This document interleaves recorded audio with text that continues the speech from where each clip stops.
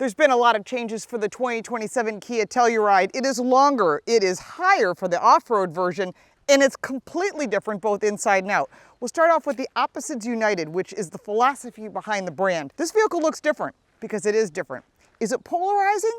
I don't know, I kind of like it in the all black. We'll show you that too, and that's for the X-Pro, the off-road version. This is the on-road version. The first thing you're gonna notice is, what's going on with all this? Well, these are vertical headlights and they're LEDs. And they're really cool looking because, again, carrying this lighting signature all the way across, that gigantic Kia logo hides that standard safety, which includes those blind spot cameras that everybody loves. But they've also got the amber DRLs. You're also going to note this grille is different. It has active grille shutters, which means when you're on the highway, it'll open or close depending upon what it needs to have stability and the best fuel economy. That's part of the huge changes that you're going to see with this vehicle. Chrome details on this vehicle, as well as black, a nice mix. Go to the X-Pro, which is the off-road, and we will take it off-road. You'll get to experience that with us. And yes, it is very capable. It's not a Land Rover. It's not meant to be. It's meant to be a three-row SUV that gives you everything that you need, current technology, a bold new look, and it's very modern inside, and I like the changes. Let's start off with what's under the hood. There are two engine choices, and if you want an electric version of this, look at the EV9. We'll start off with the engine that's under this hood. This is the hybrid engine. It is a 2.5-liter turbocharged powertrain with a 1.65 kilowatt-hour lithium-ion battery. There are dual electric motors that make a combined 329 horsepower and 339 pound-feet of torque. The other option is a 2.5-liter four-cylinder turbocharged engine. So that gas engine has 274 horsepower, more than it had in the past, 311 pound-feet of torque. Remember, you buy horsepower, but you drive torque, and more torque means this has better get up and go. This is backed by an 8-speed automatic transmission. The gas version is 22 miles to the gallon, gets 5,000 pounds of towing capacity. The hybrid, well, it loses a little bit of towing capacity down to 4,500, but the fuel economy is 35 miles to the gallon with over 600 miles of range. And that is what consumers want. One thing that's improved is the wheel arches. You'll notice this little design cue. It's sort of to make it look more muscular and more modern at the same time, and that it does. Lots of new lines that are on this vehicle, all the way down the vehicle, and that includes the chrome and black details on the bottom sill plate. On the X-Pro, it's all black. That's part of what denotes that. So if you're walking through a dealer lot, you'll see the difference. You'll also see there's 360-degree cameras, which they've had in the past underneath. In the side mirror, which does fold, is your turn signal indicator. Black details here, black chrome roof rails, as well as a mixture of chrome. On this vehicle, it's a mix. On the X-Pro, it isn't. One thing that they've added to this vehicle is flush door handles. When the vehicle takes off, the door handles go in smooth. When you need to get to that vehicle, it's pretty simple. And it's nice and solid and built. And what they've also done is added more insulation for a really quiet ride. We will take this out on the road as well as off-road, and you will hear how quiet it is in the interior. A big improvement. Not that it was bad before, but this is even better. Lots of changes on the interior of this vehicle, starting with this new color. It's blackberry and a cream color. I really love it. My personal favorite color is purple, so I really like what they've done. Suede materials. Also, this headrest is different. This is 4 positions, so you can adjust it, but also this little area here is for hanging a bag. Nice little idea. Cup holders in back, and on the side of each seat there is USB-C charge ports because you always need to be charging. In addition, this is a nice little area for a little tray, but also inside, storage, which is great for hiding valuables. A nice little detail that can be added. Also, leather materials, really nice. Heated and ventilated on the top trim level. 3-stage, that's impressive. In addition, sunshades, which not all the competitors have. But one thing this has that the competitors don't is more legroom than any of the competitors. In that long competitor list, we're going to tell you that in just a second.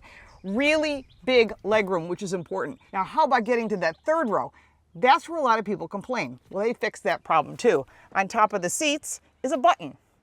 Press the button once, and the seats fold out of the way. This is not the penalty box. Typically, teens like to sit back here to be as far away from their parents as possible. We've all been there. But what's nice about this is there's more headroom, more legroom, and charge ports, as well as something that's special.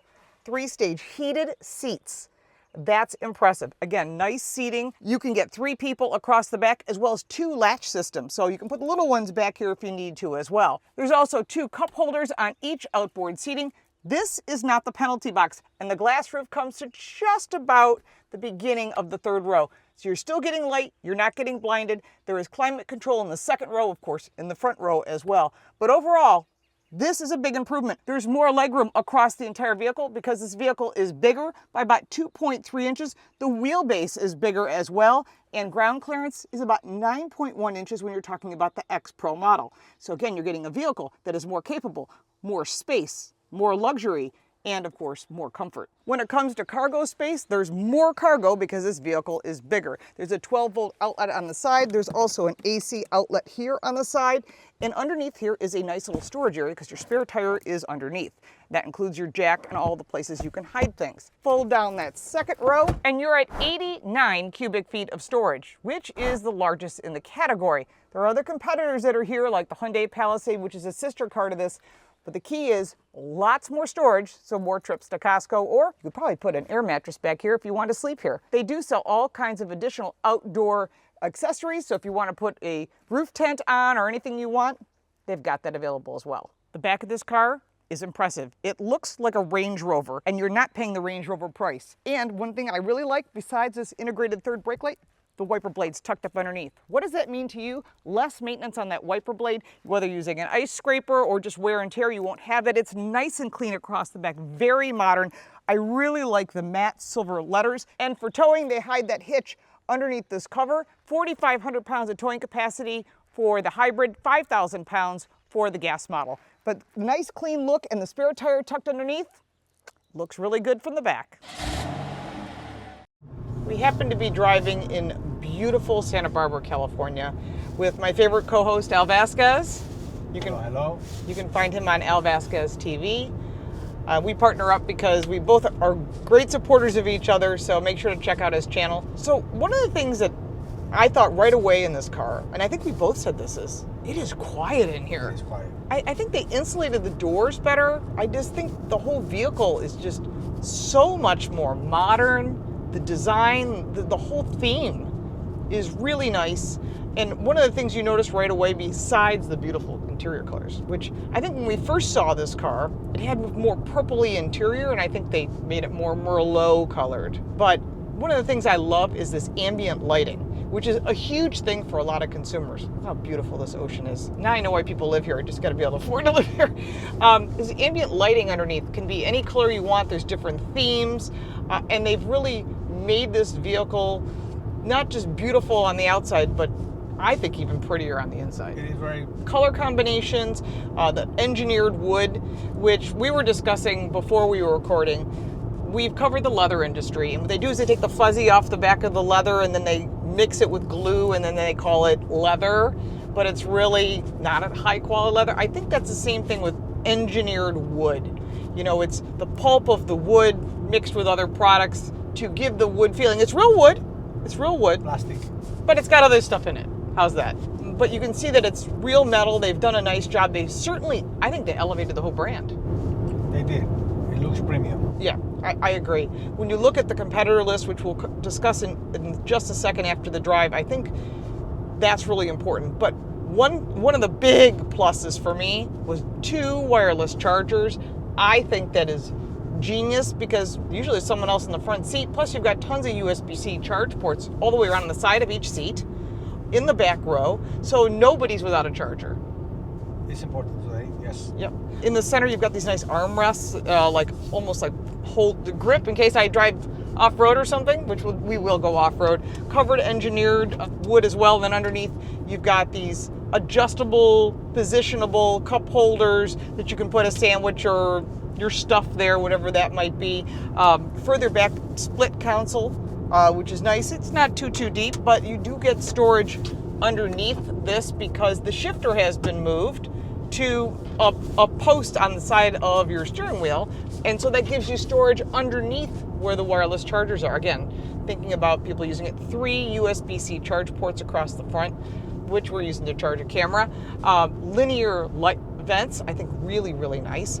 And one of the things I think that they've done is illuminating this area. So when the car is off, you don't see it. It's home, map, your search, your media, your favorite, which you can make whatever you want, and your setup mode. In here, and we're on our way back to the hotel, you've got some beautiful options. When the car is in park, you can watch YouTube videos if you're waiting for your kids at a soccer game or picking up someone at the airport. You've got Disney. What else? There's also basketball. And anything that you get online, you get here. Right, exactly. And then in addition to that, you've got your media. Netflix. Yeah, that's true. You can watch Netflix in your car. Going further over, you got all of your hybrid components, and you can see how that's working as well. Phone projection, YouTube entertainment, all of that is here. We are currently using the navigation system. It has Apple CarPlay and Android Auto wireless, so it's really nice as well. They've really thought about who's using this vehicle, so your climate controls are next to it. This is a total of 30 inches across the front. It is a huge area. Touch screen for this, but obviously not for the gauges. But you can change it based on your drive mode. So your drive modes are on the steering wheel, which have a flat top and bottom. You've got My Drive, Eco, and Sport. And then because this is an X-Pro, you have snow, mud, and sand. Snow I'll use. I think most people would, especially in the upper half of the country. Sand and mud, again, maybe. Well, you live in Miami, so that's possible there. But I do like all the gauges. I do like how they've redesigned everything. The controls, which are normal for a Kia, are here left and right. I think they've really thought about taking what was a fantastic product that hit the market strong and took a huge chunk of the three-row SUV market. And its sister car, even though they don't like to admit it, is the Hyundai Palisade, which was the North American SUV of the year. This one's running as well for this year for North American SUV of the year. I think it's got a good shot. The start button? Yeah, the start button. I am not a fan of this. You are not either. No. That's why Al mentioned it. The shifter is right here. You want to go and park, the button's on the end, but the start stop is not where you would think it would be. Easy to reach, somewhere in here? No, they put it all the way in at the steering column, so it's all the way into the inside. I don't know. I guess Horrible place. it doesn't bother me. You'll get used to it. Is it a deal breaker? No, I don't think so, but I don't like it here. I'd rather see it in a different location. I'm sure it's about consolidation, about getting everything easier to access. Rear wiper blade and all that stuff is normal here. Now, what this vehicle does have is extremely comfortable seats, 10-way power seats, 4-way lumbar, heated and vented, both first and second row, heated third row, which we covered when we walked around the outside. So all of that, major pluses. But there is something I have to complain about. I have to bitch about one thing. Massaging seats. Of course, it's heated steering wheel. Massaging seat only for the driver. Only for men. Why does the passenger not get that? So we talked to one of the internals, and they said they call it the divorce list. And I go, what does that mean? And he said, well, we know that there's some things that make people unhappy when it's not on the passenger side because the wife might sit there, or the husband, depending upon your situation, and they just don't want it to lead to that. And I'm like, in my book, the driver and the passenger should have the same thing. There's also Meridian audio that is part of this system that I think is quite fantastic. Head-up display as well, tri-zone climate control. So they really thought about everything, and the 360-degree camera is spectacular. So you've got cameras on each of the side mirrors. There's 2 in the back. There's 1 in the front. And you're not going to drive over anything. And if you go to the X-Pro for the off-road, which we did the off-road, there is a down camera. It was cool. It kind of made the car invisible. But the car is capable. I think if you really want the off-road, X-Pro's the way to go. You can watch us do some off-roading. But as far as on-road, I think this is going to be the big take. It is. I think they did a great job with this car. I don't like the front, the look, but that's something that... The whole look or just the front end? Just the front end. Yeah, I think the sides look spectacular. Fabulous. Very Range Rover looking. Fabulous. Back as well, really nice and clean. The front, I prefer to be one colored grille, but that's the look. I mean, is it polarizing? I don't know. I think it's something that It's you like have. RoboCop. I guess that's a possibility. I do like the rear view mirror, which is an actual camera, and if you don't want that, you can just flip it over and just use it as an actual rear view mirror. They have the home link built to do it. This is actually where they collect all the data, by the way. I think, to me, what this vehicle offers for its price, with the 10-year, 100,000-mile warranty, with all of these options and full digital display and a reliable vehicle that has both a hybrid or gas engine, I think you're getting a lot of value. It is. And the price is not expensive. You go drive it. I just did the Mazda CX-90. Yeah. It's almost $90,000. Whoa. The plug-in hybrid. You can't load this car up for $90,000. No. So this vehicle we're test driving has a lot of options. It is the executive package on carpeted floor mats, fully loaded, including destination and delivery, came in at $60,000 for exactly what we're driving. And that's a lot of value because you're getting over 35 miles to the gallon besides, which I think is huge. I just love the design and the interior. No matter what it looks like on the outside, we live inside this car, and it has to be comfortable. It has to be intuitive to use. It has to be something that you feel confident driving. And I think you get that, with the sport mode. You're not going to drive it in sport mode more often. I mean, they've changed so much in this car between the suspension and the handling. I think this vehicle's substantially better. I mean, they had a great product, but now they've made it even better. I think it's important that you should buy a car that you like, because you're going to spend a lot of time there and you only live once, so you have to like it. But, I've had a lot of friends say that lately. You have to like it. You have to like it. True. You don't want to be driving something you hate. No, just for the price and for the convenience. No, you have to like it also. I agree. And the visibility is wonderful in this car as well. By the way, they have those full reclining seats. That are in the second row as well. That's part of the executive package. But I mean, there's a lot of little nuances on this car. We'll get another chance to review this car separately, as well as the X-Pro, which is the off-road. But we wanted to give you a good flavor of this vehicle as it's just coming into market. You can buy one today. The hybrids are just coming into the dealerships now. I think they're going to have really good sales. I think they will do good. Yeah, and we'll cover more of this on Car Coach Reports, what's going on in the industry. Of course, you can listen to the Drive radio show, which is syndicated coast to coast. Al has been a guest on our show with Carl Brower, and check that out. If not, you can go to the Drive Car Show on YouTube. All right, let's talk about the competitor list, which is very long, the price, which is very important, and of course, the warranty.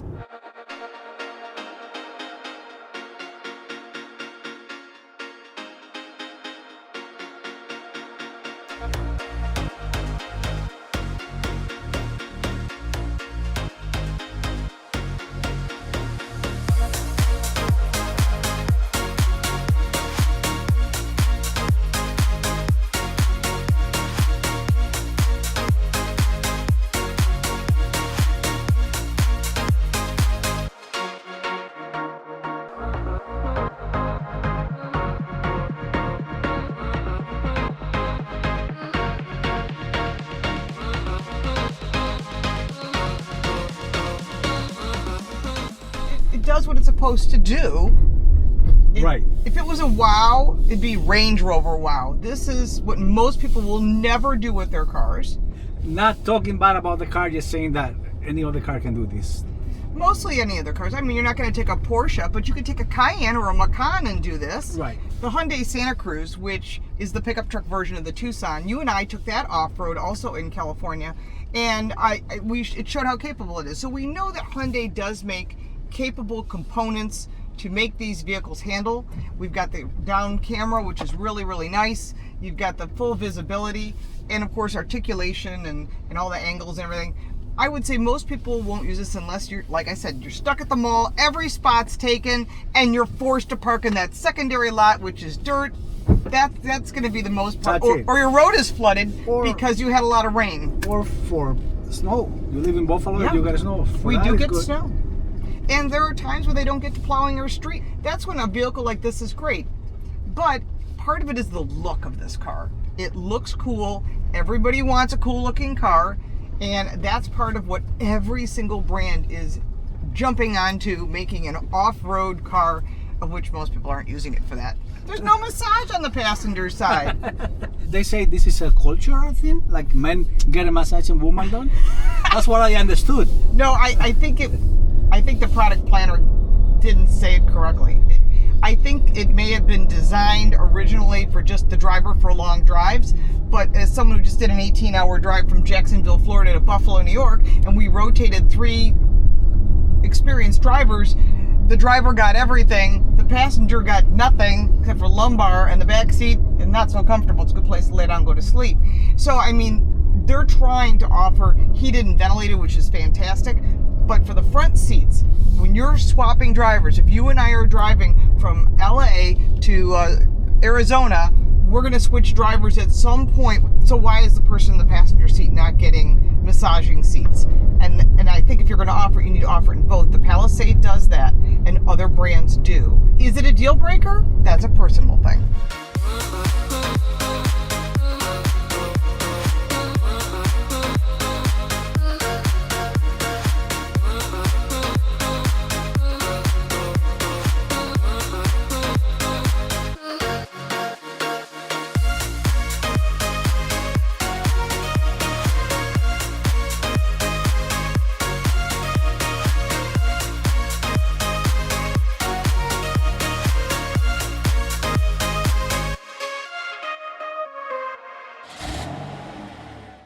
One of the important things to note about this vehicle is there are new colors available, both in shiny gloss as well as matte black. 10 exterior color choices, multiple interior color choices. Personally, I like the blackberry. I think it looks really, really nice and classy.